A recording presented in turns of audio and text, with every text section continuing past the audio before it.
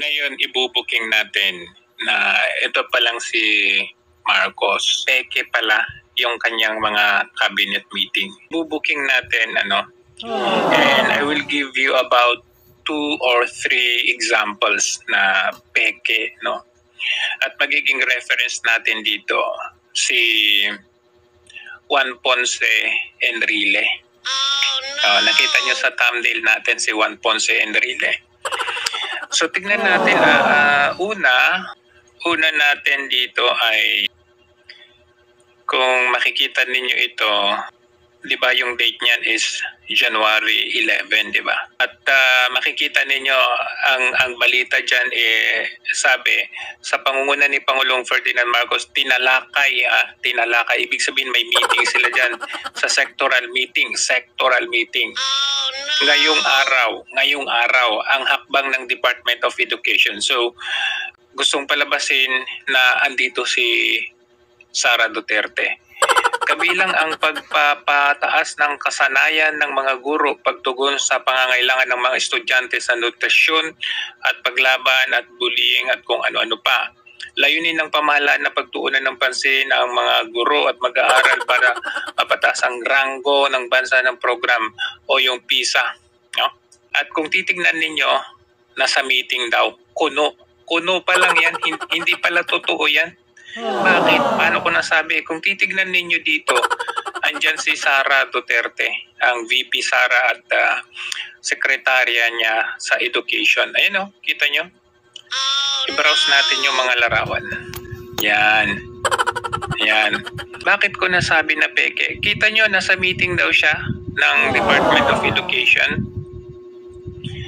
Ayan siya, kunwari may tinitignan. Pero ito, kung titignan ninyo, ito pala ay old photo. Di ko alam kung kailan ito kinuha, pero old photo yan. Bakit ko nasabi? Nandyan si Juan Ponce Enrile. Bakit? Sige nga. Sabihin nyo nga sa akin kung kailan nyo huling nakita si Juan Ponce Enrile. Tell me. Matanda na si Juan Ponce Enrile. Kita nyo nga nung last na birthday niya. Uy, parang campaign commercial. Okay, 99 and counting. Wow. So ang ginawa ng ating Pangulo, this is a form of corruption. This is a kind of corruption. Yung i-trick yung taong bayan na nag-conduct ng meeting, press con about the issue, lalo na sa ating Department of Education, at mayroon pa silang issue ngayon between Sara Duterte and BBM. This is kind of corruption, guys, sa bansa na linlangin ang taong bayan.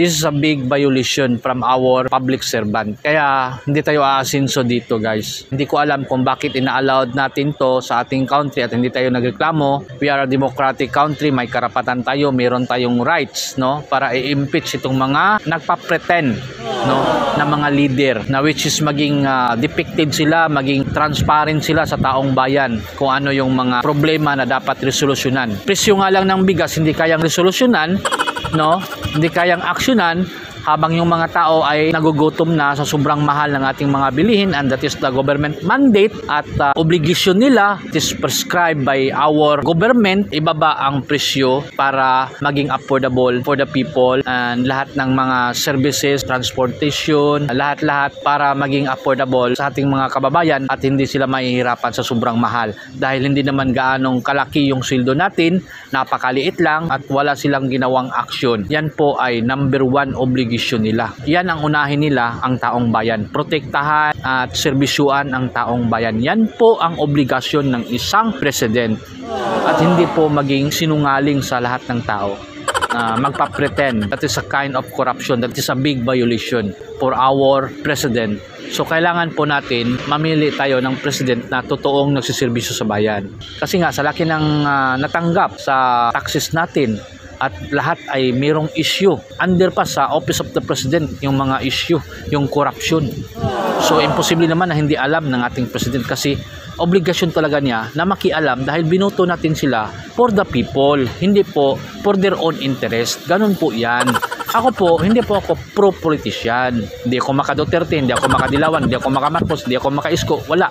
For the people talaga ako. Tinitingnan ko kung anong mali ng ating government, and that is a mistake of our government at kailangan po natin palitan at kailangan natin i-impeach kasi meron tayong batas na hindi na-comply yung lahat ng mga obligasyon nila, lahat ng rule ng isang president ay hindi niya na-comply, at failures of protecting people, failures of raising the country from poverty. So kailangan i-impeach agad para umasinso yung country natin. Tingnan ninyo, meron pa ba tayong government na totoong nagsiservisyo sa bayan? Nagsiservisyo ng tama? Mabuti pa ngayong panahon ni Duterte. Siniservisyohan ng maayos yung taong bayan, sa totoo lang. Alam naman natin, naramdaman naman natin, hindi na kailangan maging matalino dito para makiramdam sa mga ginagawa ng ating public servant ngayon. Lahat na lang illegal. Meron tayong karapatan mag-complain dito dahil democratic country tayo. Huwag niyong kunin yung karapatan natin. No? Kasi yan po ay nandyan sa batas, and that is under the law of our constitution, na dapat tugunan ang problema ng taong bayan sa mga presyo na nagtataasan. Ngayon po ang trabaho ng isang president. Kaya po binoto natin sila. Hindi po mag-enjoy na lang, no, mag-enjoy habang nagugutom yung mga tao. Mag-enjoy habang yung mga tao ay maraming problema sa bansa about dito sa mga issue na to. Walang ginawa at nagsisinungaling pa, no? Emergency meeting, no, para tugunan ang mga problema, pero yun pala ay fake. Malaking violation yan ng ating government. Kaya kailangan ma-impeach na tong walang hiya na to. Napaka-awkward. Kaya nga wala tayong asinso eh. Sa laki ng kita ng government ngayon at umutang pa ng $13 billion. Hindi na siya kukuha ng billion na. At wala tayong transparency doon. Wala tayong infrastructure na nakita. Like Digong, ang daming infrastructure na natayo. Kaya kailangan umaksyon ng taong bayan dito. Kailangan ma-impeach na talaga to. Sa sobrang hirap ngayon.